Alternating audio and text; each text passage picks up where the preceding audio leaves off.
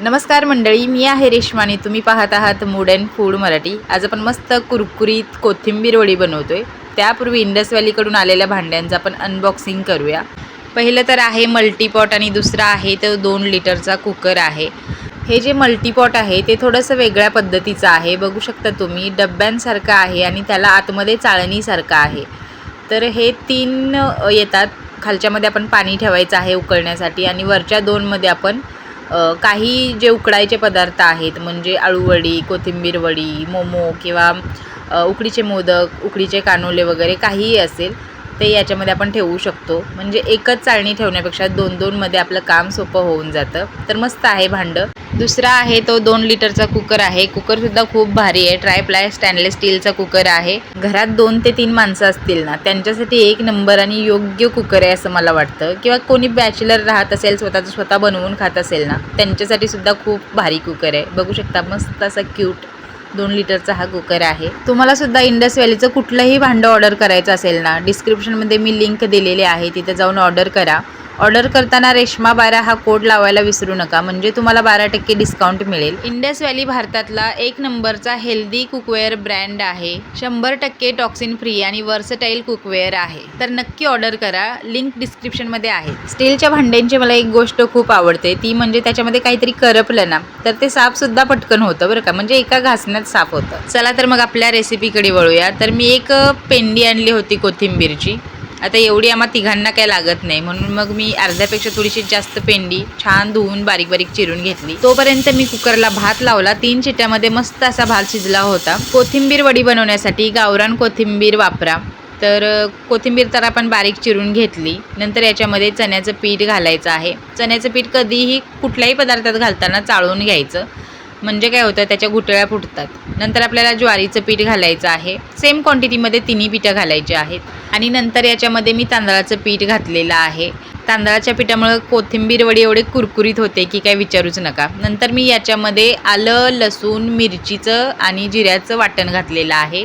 नवीन खलबत्त्याची घडी मोडलेली आहे मी. नंतर याच्यामध्ये आपण जगभरातले मसाले घालायचे आहेत. त्याच्यामध्ये मिरची पावडर, हळद, धने पावडर, जिरा पावडर, ओवा, तीळ हे घातलेलं आहे मी. नंतर थोडासा लिंबू पिळून घ्या किंवा चिंचेचं पाणी घातलं तरीसुद्धा चालते, त्याच्यामुळं टेस्ट चांगली येते कोथिंबीर वडीला.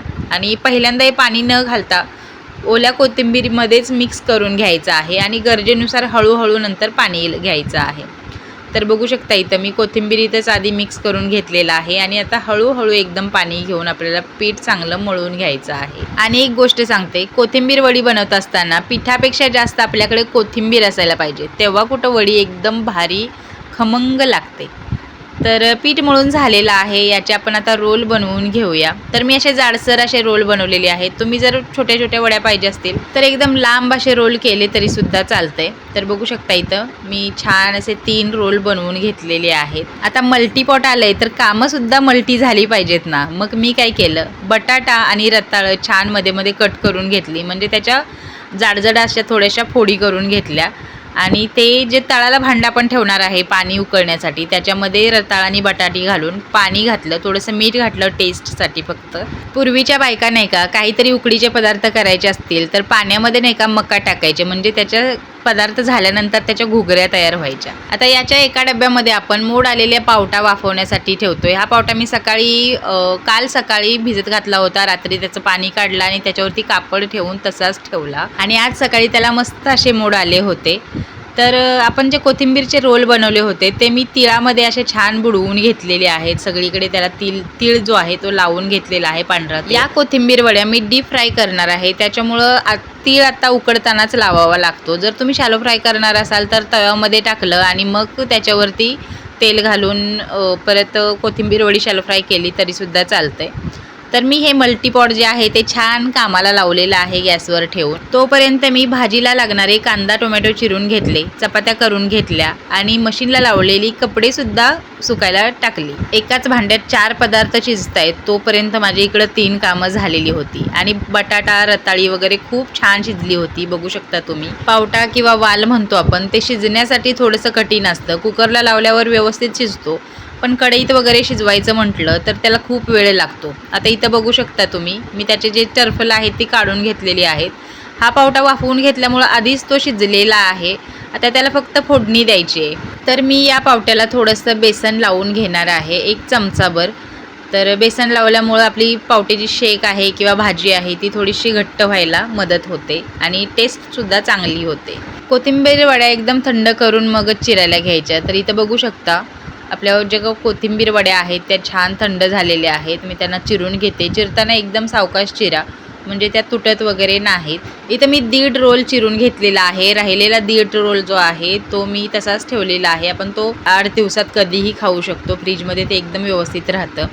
तर कढईमध्ये भाजी बनवायच्या आधी त्या तेलामध्ये मी छान अशा कोथिंबीर वड्या घालून फ्राय करून घेतल्या. तर बघू शकता मस्त अशा आपल्या कोथिंबीर वड्या तयार आहेत. कोथिंबीर वड्या तळून झाल्या की त्या कढईमधलं थोडंसं तेल मी काढून घेतलं आणि थोड्याशा तेलामध्ये मी जिरं, मोहरी, कढीपत्ता, बारीक चिरलेला कांदा, आलं लसूण पेस्ट घातली, चांगलं परतून घेतलं. नंतर त्याच्यामध्ये बारीक चिरलेला टोमॅटो घातला. टोमॅटोसुद्धा मीठ घालून चांगला परतून घेतला. गरजेनुसार मीठ घालायचं आहे. नंतर आता जगभरातले मसाले घालूया. हळद घातलेली आहे, मिरची पावडर घातलेली आहे. नंतर गरम मसाला घातला, थोडासा गोडा मसाला आणि धने पावडर घातलेली आहे.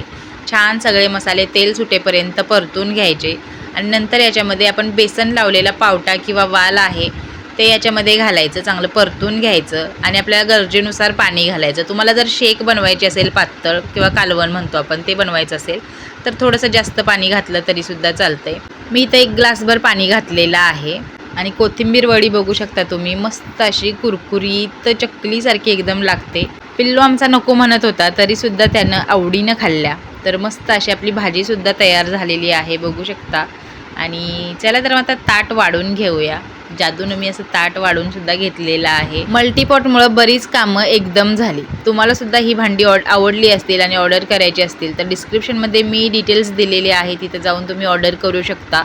ऑर्डर करताना रेश्मा 12 कोड लावायला विसरू नका, म्हणजे तुम्हाला 12% डिस्काउंट मिळेल. भात पण कसा पांढरा शुभ्र झालाय बघा. चला भेटूया पुढच्या अशाच एका रेसिपीमध्ये. तोपर्यंत बाय.